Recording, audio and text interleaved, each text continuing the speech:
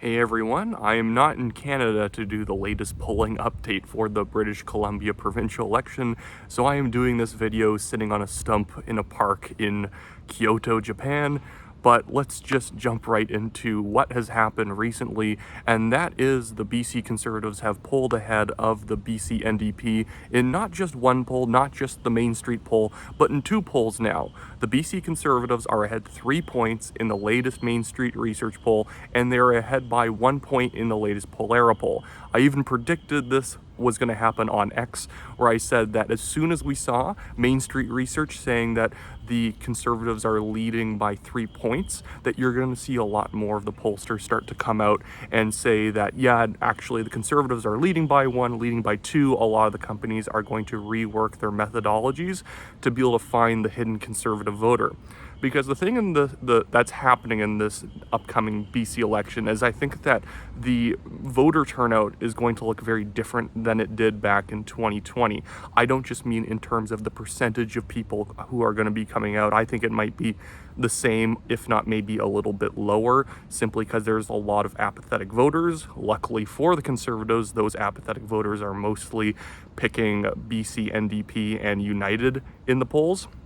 But the turnout's going to be different because I think the people who are going to turn out are going to be very different. I think there are going to be a lot of what we call low propensity voters actually showing up.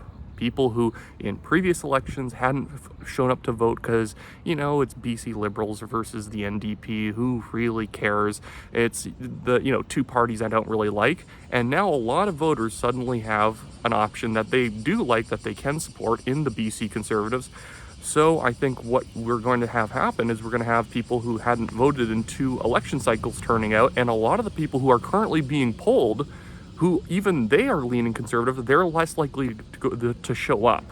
So this is a big deal for the Conservatives. They're not just ahead by 3 points in the Mainstreet Research poll. It was 39 Conservative to 36 NDP, and the Pollara poll was 41 Conservative to 40 NDP. That's already good enough for the Conservatives to secure a majority if we just throw those numbers into a model. But I think what actually is going to happen is that the Conservatives are going to be able to overperform their polling by 2 to 3 points, simply because their people are going to show up and the NDP are not, as well as a lot of people who you just are not going to be able to poll are going to show up. That's been a problem with a lot of polling in the past decade or two, is that online polls especially tend to get young professionals in urban core areas answering your polls. You don't get the farmers, you don't get plumbers, people who work in trades, small business owners. They're not the people who take online polls in the middle of the day or live call polls where you're going to have to take 15 minutes to answer all their questions. You're a plumber, you're not going to do that. You're running a restaurant, you're not going to pick up the phone and do this in the middle of the day. But if you work for the government in Victoria, if you work in downtown Vancouver in some office job, especially for the government, you got a ton of time on your hands to do stuff like this. This is actually the problem we've been having on Vancouver Island itself.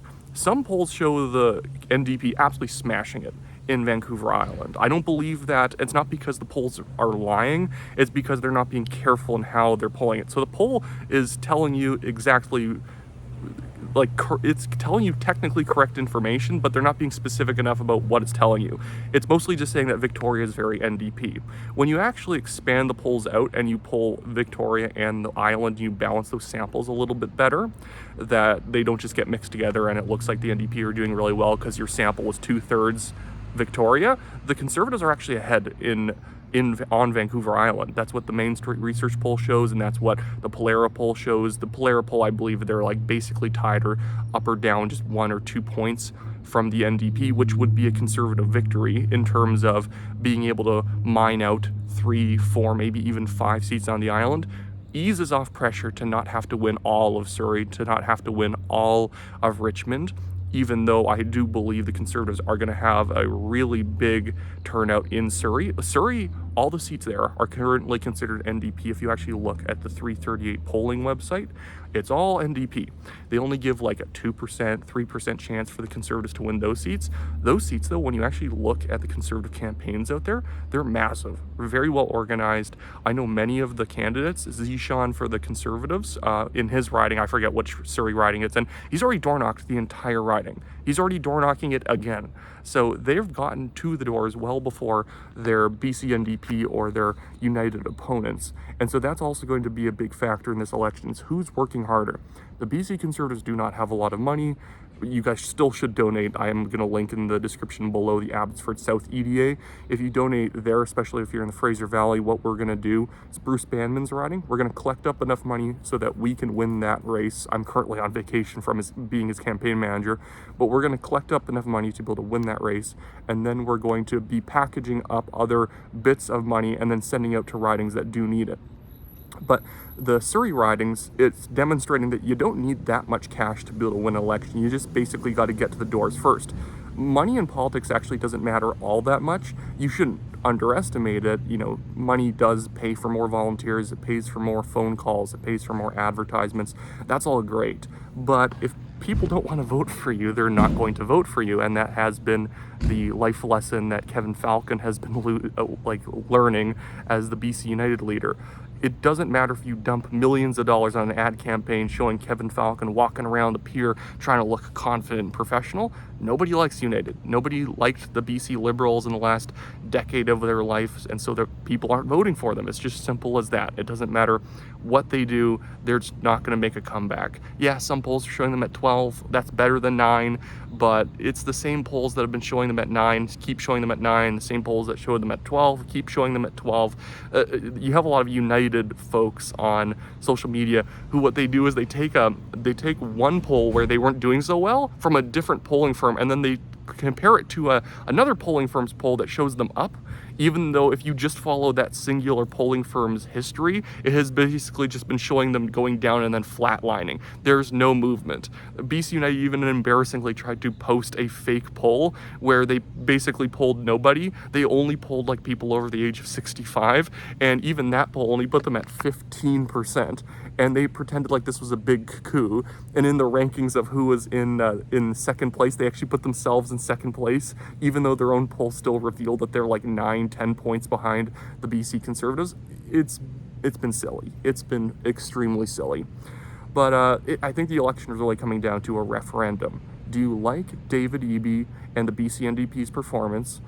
Or do you want like a rational adult in office in the form of John Rustad? It's not an election where anything but the NDP and the Conservatives matter. I'm not even afraid of vote splitting. Frankly, United's helping the BC Conservatives because all the nervous people who voted Horgan or their federal Liberals who voted Liberal provincially in the last election who aren't willing to vote Conservative, at least they can vote United. Because I feel like if United just went away, a bunch of people would migrate back over to the NDP because of the two-horse race mentality and, you know, I hate Conservatives, so I'm going to go vote for my further destruction in the BC NDP. But anyways, I think that at this point, do the NDP have a path back into office? Maybe. I'm never going to say that, oh, it's definitely a lock for the Conservatives. I think that if I was putting it in a ballpark terms, I think 70% chance that the Conservatives win, 30% chance that the NDP win, or it's a tie, and the Greens basically are the deciding vote. But it's just that in all elections, you need a narrative to run on. And the BC NDP don't have a narrative. Their narrative is keep our failing, terrible government in office because the alternative could be like, not even worse, but like extreme or radical. It's like, the problem is the government currently in office is so extreme, you can't scare people with a good time saying that the Conservatives are going to get rid of your drug programs, SOGI 123, they're going to cut taxes, all this stuff. That sounds fantastic to people in British Columbia right now. So like, and the Conservatives got to run on a change narrative. Change narratives are very powerful. What are you thinking as a BC NDP voter? You're going to patriotically go show up and keep the NDP around for another 4 years? Like, for what? Who cares? They're not doing anything good. Yeah, I'm going to work hard. I'm going to be driving home after a hard day's work and decide to pull over the car so I can pull a lever for David Eby. That's not a voter that exists. The blue-collar vote that John Horgan was able to attract in 2020 is all gone for the NDP at this point. So David Eby's having to reconstruct a party from the heap that he's turned it into. And all he's done is just doubled down on progressive voters. And progressive voters are maybe 15%, 20% of the electorate in BC. And the Greens have half of them. So him just doubling down harder and harder, hoping that he can get these people to really turn out, best case scenario gets him into the mid-30s, I think, in terms of actual election day vote. If he tries to moderate a bit, maybe he can crawl up to like 36, 37, 38%, but people know they're not moderates, and that's kind of the problem for David Eby. He is very much a radical. He's very defined. John Rustad is very undefined as the Conservative leader, and that's actually helped him out a lot. That he's not somebody with a history of doing anything that anyone would be concerned about. He's a blank slate, and I don't mean that in terms of personality, but he's just somebody who is more so just representing the change people want. People just want anything but David Eby. They just want a guy who seems like a rational adult again. And that's why people are being attracted to the Conservatives. It's the change narrative, want to get rid of David Eby, and then the actual excitement at being able to like reverse all these policies and put in place somebody who's not constantly harping on about activist issues. Because David Eby is an activist premier. He is a protester in the Premier's office. Every issue, his approach to it is like an activist's approach. He drug deaths are up. Oh, we should just put more money into Safe Supply. We should just decriminalize harder. Crime in the streets, just sanction the police more. Stop arresting people. If we stop arresting people, crime goes down. If we just disconnect the phone line from the police department and they stop receiving calls in about crimes, well, then there's no more crime because we stopped taking in reports. That's actually their approach. It's insane. Anyways, but that should be it for me today, guys. Go check out the polls online. I can't really post the details in such a video like this, but it's really good. Again, Mainstreet, the Conservatives are up 3. Pollara, the Conservatives are up 1. I think that the NDP was still in trouble even if the Conservatives never actually led in the polls on election day, simply because turnout's going to help the Conservatives a lot. The Conservatives also have the support they need where it's needed. They basically own the Fraser Valley at this point. They're going to get 4 or 5 points or 4 or 5 seats in Vancouver Island. I think we have a good shot at winning a large portion of the Metro Vancouver donut. I think we can take half or more than half the Surrey seats. Richmond, I think we get 100% of it. And, a lot of the donut ridings around Vancouver, Lingara, I think are a lock.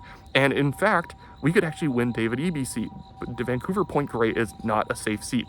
Even right now, before these polls came out, David Eby was only given a 75% shot of winning the seat, and that's a default more center-right, BC Liberal center-right type of riding. So he's not even in friendly territory. He just happened to beat Christy Clark back in 2013 because of how unpopular she had become.